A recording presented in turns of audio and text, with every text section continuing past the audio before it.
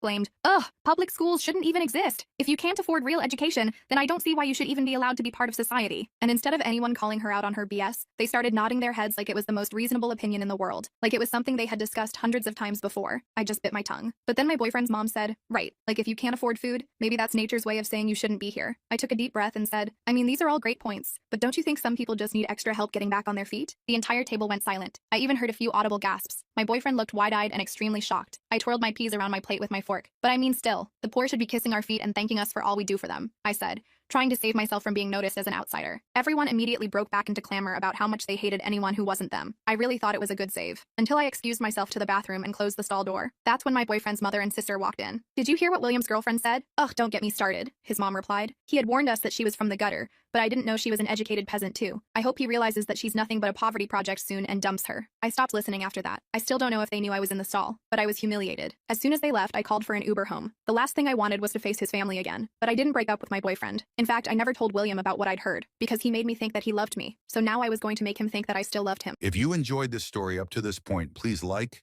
comment, and subscribe. It helps a lot, especially because I'm a small YouTuber. Back to the video.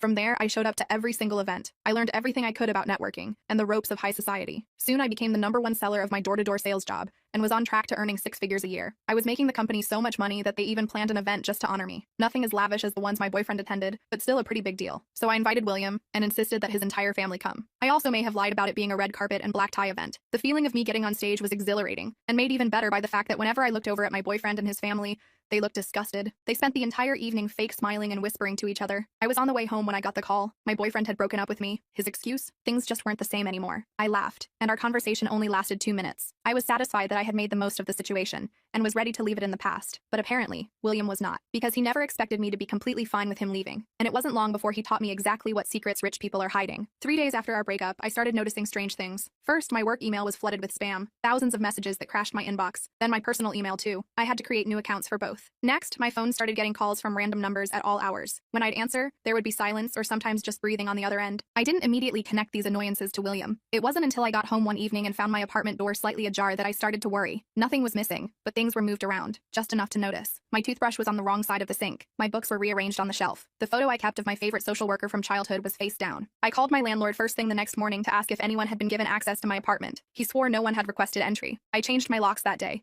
paying out of pocket since the landlord insisted there hadn't been a break-in. That weekend, I was grocery shopping when I ran into Rebecca, one of William's cousins. She'd always been a little nicer than the rest of his family, occasionally making actual conversation with me at events. She looked surprised to see me. Oh, hi there, she said, clearly uncomfortable. I heard about you and William. I'm sorry it didn't work out. I shrugged. These things happen.